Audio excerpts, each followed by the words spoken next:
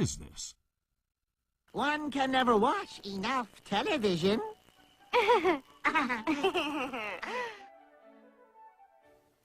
There has been a tremendous concentration of the mass media over the last 50 years, from over 100 companies to 6 companies. Back in the 1934 Communications Act, each media company was only allowed to own a handful of stations, and they weren't allowed to have cross-ownership. They couldn't own all the media in your town. Now they can own more and more because congressmen who've gotten elected as a result of the mass media have given them more and more. That means very few people have the right to speak to us over television, over radio, through the New York Times, the LA Times, the different news media. The whole purpose of the First Amendment is to guarantee that we have more, not less speech. However, when you start to get down and say only a few people can put up their soapbox, only a few people can address the audience, suddenly you've limited the amount of speech. Now that's the government control of speech. On the other hand, when those few people recognize that the government is the one that's licensed them to speak, they start to act in a way that's not going to jeopardize that relationship. Could this be one of the reasons any critical reporting of universally important issues, such as the Federal Reserve, have been cut out of the public debate for so long? As Ted Turner relates in his article, My Beef with Big Media? Why would major media corporations that control the information flow to 95% of the American citizens, fail to report on the detrimental activities of the Federal Reserve System, a government-sanctioned, quasi-private banking cartel that literally controls 100% of the money flow to the same citizens, as well as the lion's share of the money flow to Congress itself? The amount of money it costs today to run for Congress or even to run for president is obscene.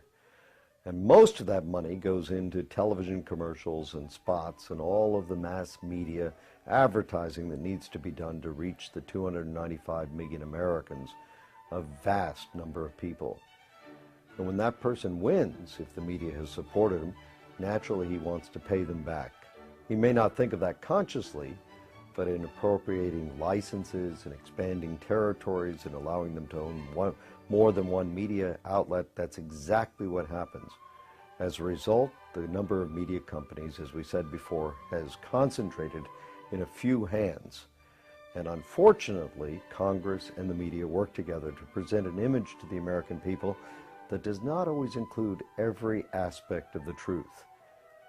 This reciprocity, this in cahoots process, has obscured many of the more important issues to the American people.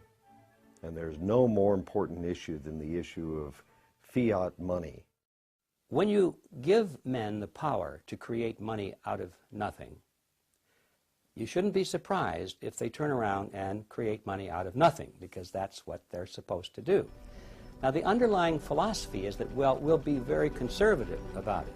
We won't run rampant. We won't abuse this power, would we? So we give them blindly this power to create money out of nothing because we trust them to use this power wisely. Nowhere in history has this ever been a justified trust. Every time man has had that power, and this started back in antiquity, those with the power have abused it, and they have created more and more and more money at a rate much faster than the expansion of goods and services which are being produced by the productive side of the economy. Now, if the goods and services were growing at a rate which is exactly the same as the money supply, then the purchasing power of the monetary unit would remain constant. In ancient Rome, if you had a 1-ounce gold coin, that would be the cost of a nice toga, a handcrafted belt, and a pair of sandals.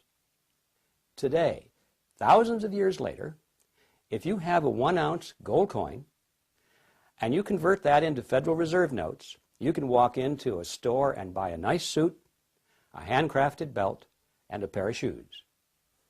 The real price of those items, and all items for that matter, throughout history, does not change when measured in terms of something of intrinsic value, such as gold or silver, because those things take human effort to produce as well as the belt, the toga, and the sandals.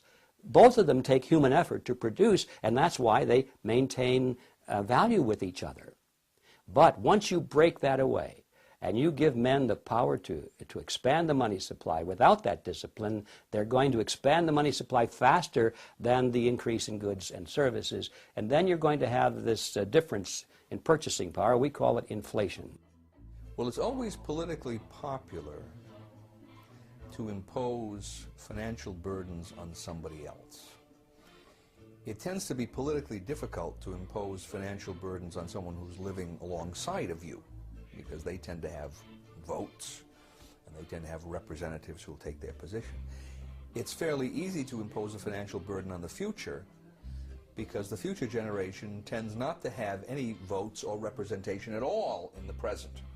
As soon as you start talking about monetization of debt, where the banks come in and now buy governmental debt with new money that the banks have created through this special privilege they have of creating money in the Federal Reserve System, the redistribution of wealth that takes place through that process, most people don't understand.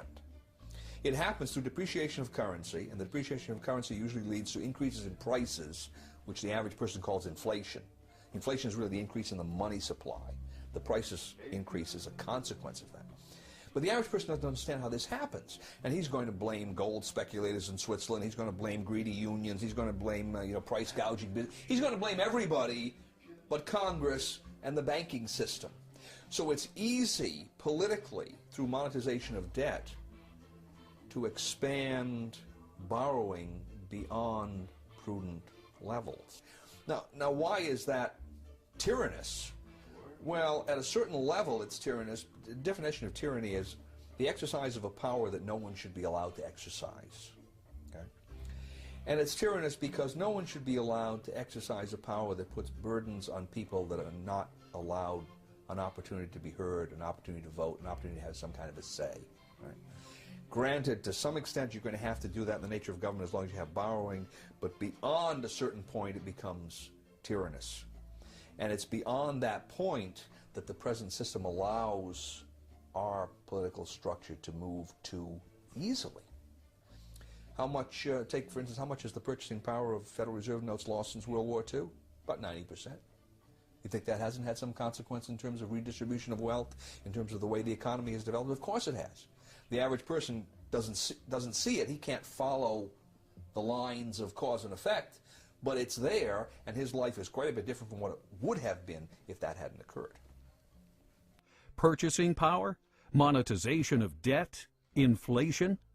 What do we mean by all these terms? Terms we may have heard many times, but still fail to connect the dots.